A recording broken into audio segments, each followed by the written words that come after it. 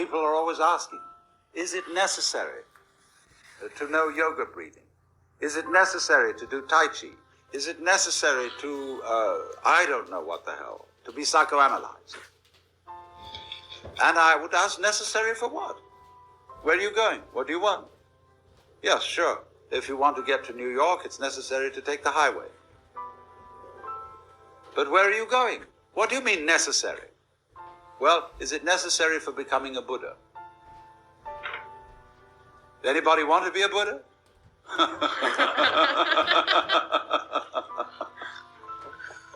Do you know what it means to be a Buddha? How do you know you want to be a Buddha if you don't know what a Buddha is? People think, well, it would be nice to have peace of mind, to be serene, to be calm, to be undisturbed by this, that, and the other. But you see, so long as you make all those things objects of desire, you are defining yourself as lacking them.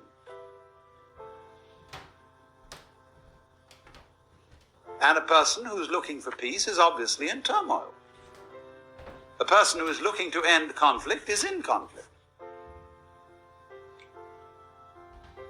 And so the more you strive to stop the interior commotions, the more you are stirring them up.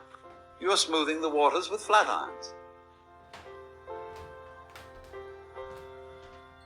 So then then comes up the people who say, all right, now, if you are going to tell us that meditation is not necessary and that it's all here and now,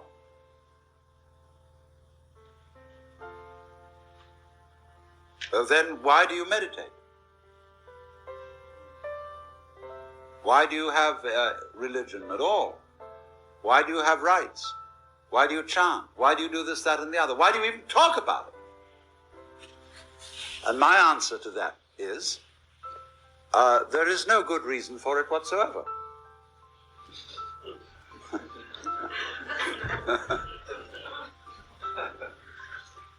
This is a form of joyous energy. And it's a form of dance. It's a groovy thing to do. There are all kinds of groovy things to do, and to everybody according to his taste.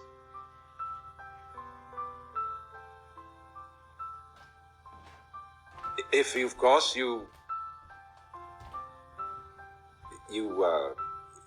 can make anything whatsoever, any human activity, into meditation, simply by being with it and doing it completely to do it. In other words, when you're, say, swimming, if you really enjoy swimming, you're not swimming to get to the other side of a river or to swim so many yards or any competing with yourself or with other people like that. You're swimming to experience the water rippling past you, the floating sensation, to lie on your back and look at the blue sky and the gulls circling in it. You are doing that, every moment of it. You are simply absorbed in this ripply, luminous world, looking at the patterns and the shifting net of sunlight underneath you, and the sand way down, see? That's it. That's what it's about. That's what swimming's about. So you're not going anywhere.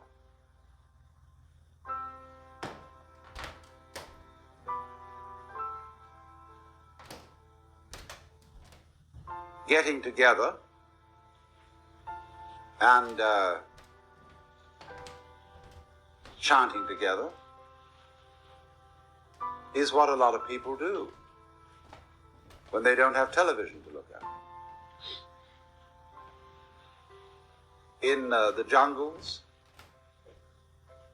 on the steppes, in mountain communities, since as long as anyone can remember, people got together and do a thing I call digging sound. And played with the sonic energy of the universe in just the same way as I described somebody playing with the water while swimming. And these people, when they do that, they don't worry about where they're going or what their destiny is, or any nonsense of that kind, because they're completely alive.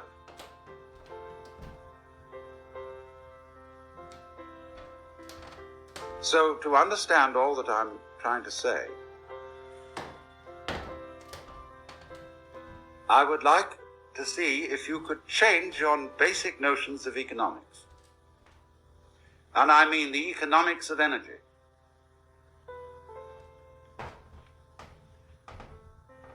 We are always scrimping and saving because our economics are based on scarcity rather than exuberance. But notice that the economics of nature are allegedly wasteful. They're based on exuberance. Many more seeds than are necessary for trees.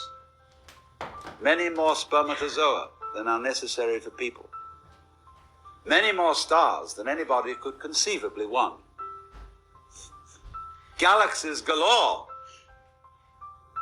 Nature is a vast celebration of energy. But if you complain about this and say, oh dear me, it's all running out, that means, you see, that you are looking for fulfillment in time. And you say, if there is not enough future, we won't get the golden goody we're looking for at the end of the line. See, there is that feeling. There is the great golden goody. But that flower, the golden goody, isn't at the end of the line. You're in it. The radiating petals, the mandala, the great circle of the flower, is the galaxy in which you live. It is the whole universe radiating around you in which you are. And this radiation is also cycling. It's the dance in which you're involved. If you'd only realize that the purpose of life is not in the future. And if you think it is, you'll go on and on and on looking for it there and never find it. Because the future in its own way fades out in the same way as the past fades out. You get older and older and older, and if you don't come crash, you just peter out. It wasn't there. And you may feel vaguely cheated about the whole thing. You were given the come on, that there was something coming. There was that thing at the end of the line, the golden goody. But you've been sitting in the middle of the golden goody all the time.